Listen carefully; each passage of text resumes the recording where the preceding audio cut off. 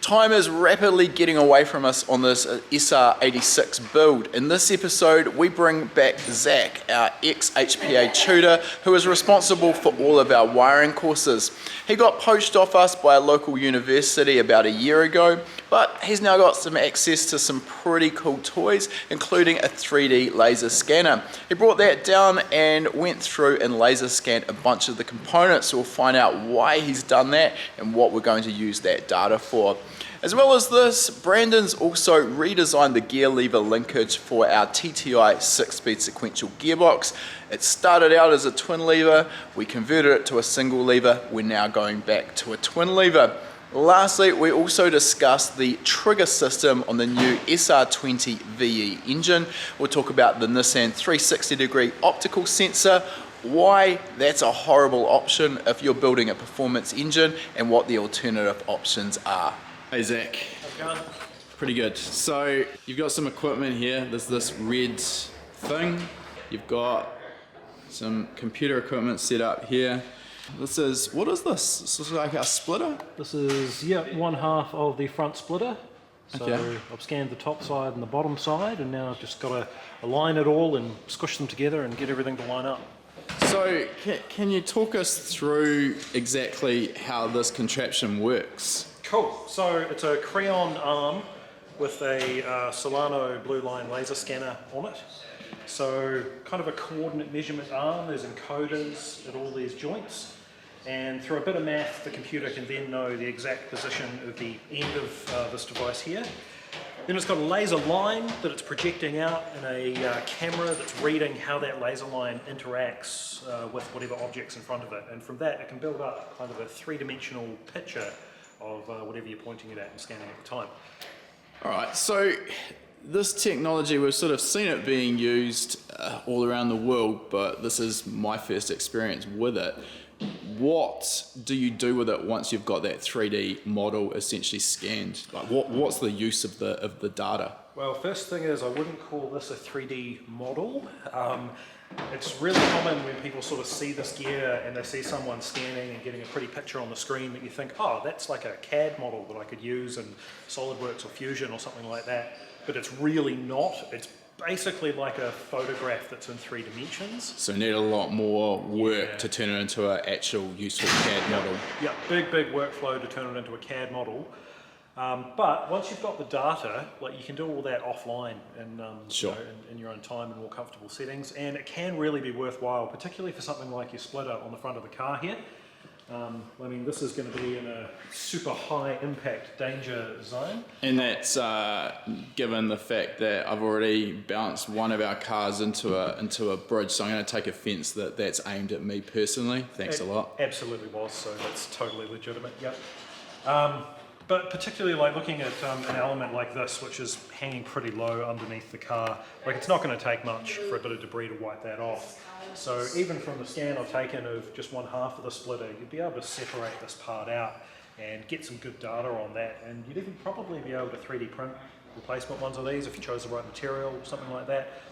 And to take the scan data and go to something that you can 3D print is actually much easier than going to like a full-on CAD model. Okay.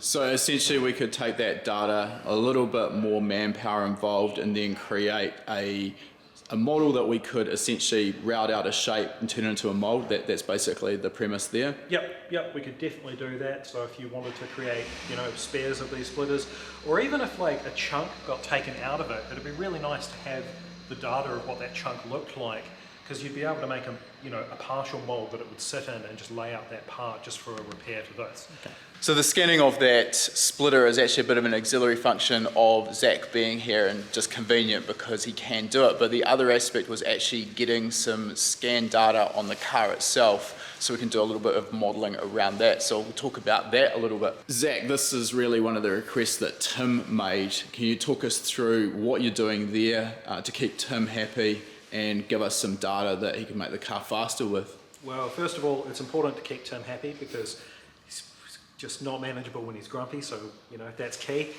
We're going to get the 86 up on the hoist. We're going to pull some suspension members out of it and kind of expose hard points. So that's the kind of chassis mounted suspension pickup points that are fixed on the car. I'll then be able to use our scanning gear here to kind of map those out in 3 dimensions, and we can get a bunch of measurements about where they all actually are. Then Tim's going to be able to take all that data and do a kinematic model of the car in something like Optimum Dynamics, and that'll allow him to really dial in all the suspension setup and know he's getting the best contact patch on the track he possibly can. Now, if all of that's going over your head, don't worry, because I'll be honest, a lot of it's going over my head as well. We're certainly taking the build of this car to a level that HPA hasn't operated at before, but that's one of the reasons why we employed Tim when the opportunity came up. His experience at the professional level of motorsport is going to be a huge benefit to us, and having the ability to take advantage of some of the technology that's available, such as the 3D laser scanning, is going to expand our capabilities. And we see this a lot, particularly in forms of motorsport where testing is limited or testing becomes very expensive. We found this when we visited Jodasport over in the UK, where they run in the LMP2 series, and essentially they model the car and run it through the likes of Optimum Dynamics or Chassis Sim, and run various iterations of springs, bump stops, packers, anti-roll bar settings, and essentially then test in their R-Factor simulation software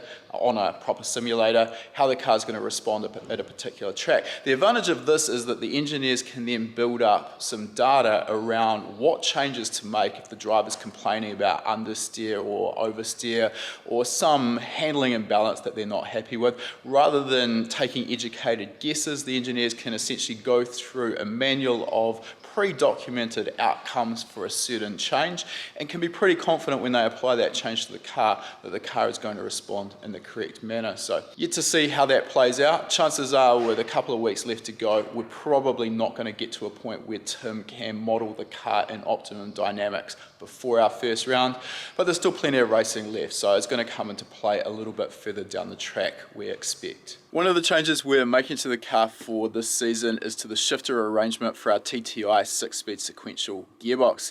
The TTI box is a little bit unusual in that it has a separate lever on the gearbox for the reverser. The lever itself is remote mounted and actuates the 2 levers on the gearbox via linkages that we have to make up. So no biggie there.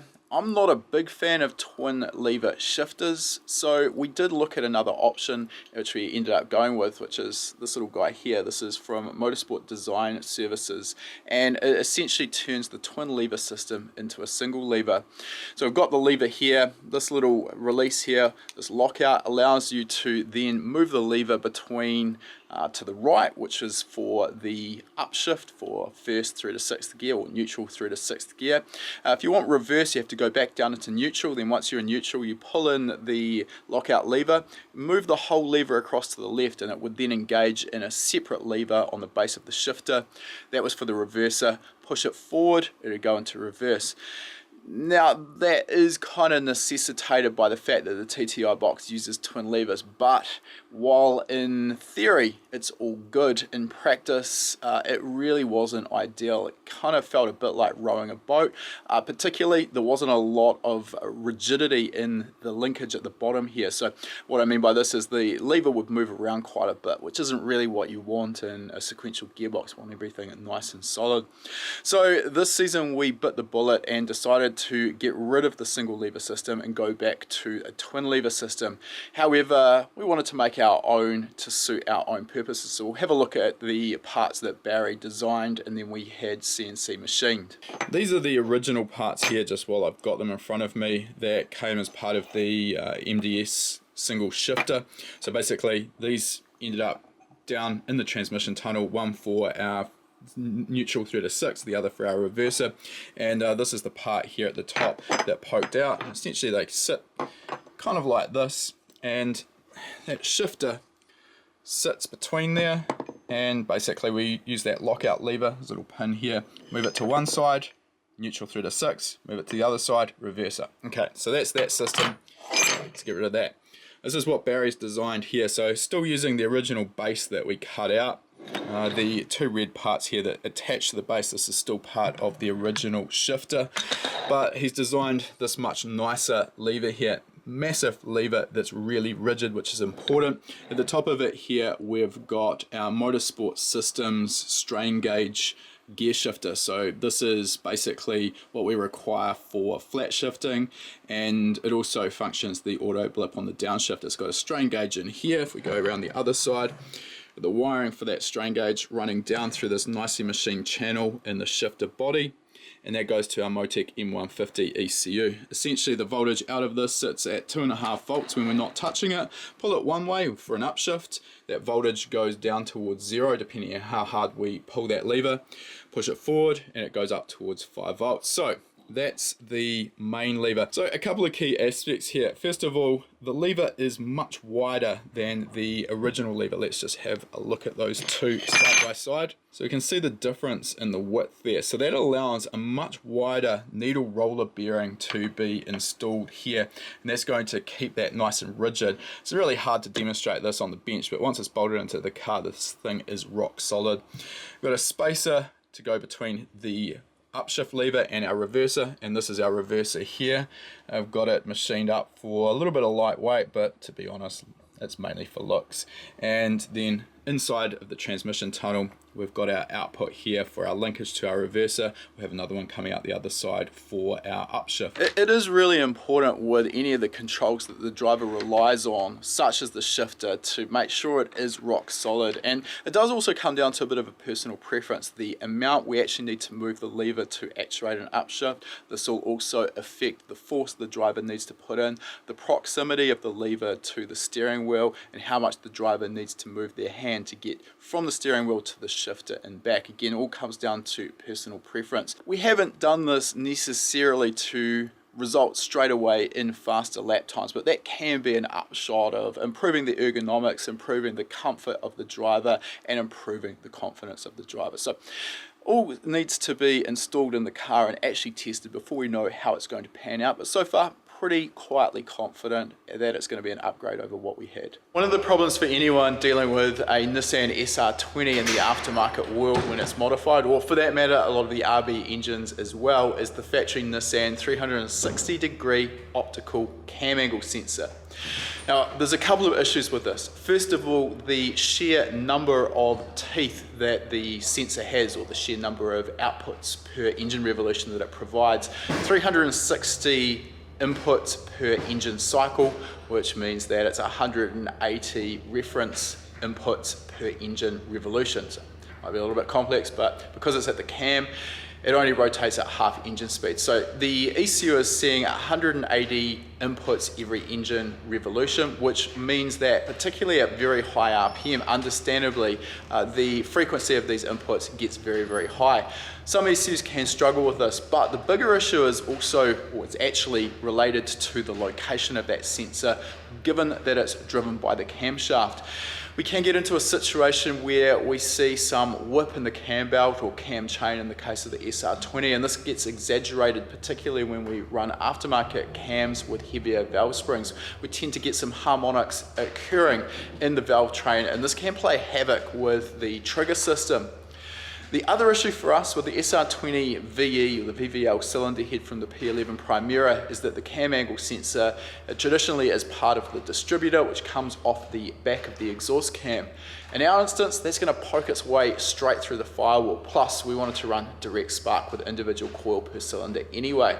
So the solution we've gone with is a Mazworx trigger kit. We'll have a quick look at that now. The Mazworx trigger kit is essentially two-part. First of all, we've got a modified Mazworx ATI damper. So this is an ATI damper with Mazworx's own shell on it. So the reason that that's important is we can see around here, we've got all of these little teeth machined into the shell.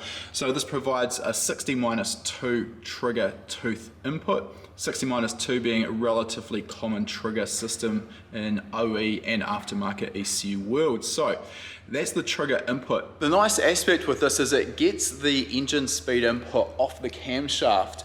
And really, when we're looking at engine speed, we want to see what the crankshaft is doing, not what the camshaft is doing. So that gets rid of that harmonic problem from the camshaft, and it provides a nice stable signal to the ECU with 60-2 trigger inputs as well. We've got a lot of resolution there. It's not enough to be a problem with a good quality ECU, even at high RPM. In this case, our M150 ECU easily going to cope with that, no problem at all at our anticipated 8.5 to 9,000 RPM ceiling. so that's great, and we're going to have a lot of resolution there, so the timing accuracy is going to be really good.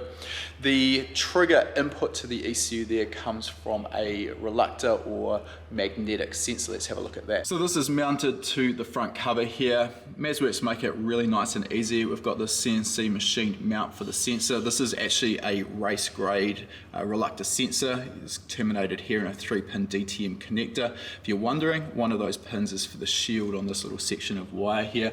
One of the aspects with any of these tooth trigger wheels is getting the air gap between the sensor and the wheel correct, and you actually notice at the moment we've got a fairly massive gap. This is not final installed by any stretch of the imagination, but really important to make sure that's right for accurate information, particularly at low speed. One of the really important aspects with a magnetic sensor like this is making sure that the polarity of the sensor is wired up correctly. This sensor will essentially work either way, so it doesn't matter which way we wire it, we'll still get a signal through to the ECU and we can make the engine run like that. But if the ECU is looking for a particular polarity and we've wired it up the wrong way, what we're going to find is that as the RPM increases, our timing will actually drift. So if we want accurate timing, the polarity is really essential. Good thing with a lot of modern ECUs now is they include a scope function on the trigger input, so we can visualize that signal and make sure that our polarity does match the settings in our ECU. And again, critical there to getting our timing stable. Okay, so at this point we've covered our engine speed or reference input. That's a really key input. However, the ECU needs one more piece of information if it wants to run a full sequential injection system and direct spark coil on plug, and that is a synchronization or engine position input. And essentially this tells the ECU whereabouts in the engine cycle it is, or in other words, which cylinder is firing at any particular time. We could actually run the engine in a waste spark batch fire injection mode just with that 60-2 trigger wheel, because the missing teeth, that 2-tooth missing gap there, that provides some engine position information. In other words, it will know, the ECU will know when cylinder 1 is at top dead center, but it doesn't know if it's on top dead center on the compression stroke or the exhaust stroke, so it can't tell exactly whereabouts it is in the cycle. To get that information, we need the synchronization position, and that needs to be provided once per engine cycle, which again is every 2 engine revolutions. Easiest way to get that is from the camshaft. As I already mentioned, the camshaft rotates at half engine speed, so it's perfect for that. Let's have a look at how we've got that information coming in. It's a little hard to visualize at the moment, but if I just pull this tape off that's protecting our freshly built engine, we've got this machined part here from Mazworx. It seals through a sealing plug in the front of the cylinder head here with an O-ring, and basically we can wind our sensor in. I've got the sensor here, and this is another race grade product. This time it is a Hall sensor. So this essentially winds in through the front cover here. It's terminated in a 4-pin DTM. This is a powered sensor because it's a Hall sensor. So we've got 12 volts, we've got ground, we've got our signal, and we've got our shield drain on that. Now behind this cover, which we can't see at the moment, we've got an aluminium wheel that fits to the front of the camshaft, the exhaust camshaft. That wheel fitted to the front of the exhaust cam includes one magnet. So every 2 engine revolutions, that magnet will go past the Hall sensor. That sends a signal to the ECU. This time it's a square wave output from that sensor to the ECU, and then the ECU knows whereabouts it is in the engine cycle. So those 2 pieces of information, they're the key inputs to any ECU. Without that information and without it being accurate, there's no chance of the ECU being able to do its job properly, because all of the calculations for fueling and ignition timing are based on the accuracy of that data. And what we see with a lot of the factory Nissan cam angle sensors, we get the cars on the dyno, particularly at high RPM, we get an erratic shape to our power and torque curve. We can't control our fueling properly. The engine may erratically misfire. It may also have knock occur occasionally and then not on another run, because the timing is inconsistent run to run. So getting all of that dialed in correctly, all of a sudden we've got an engine that tunes up properly, provides more power, more torque, it's smoother, and most importantly, it's much more reliable. If you enjoyed that episode, make sure you give us a thumbs up, and if you've got questions on anything we covered, please ask those in the comments. If you haven't already subscribed, make sure you do so, and this way you won't miss out on any future episodes.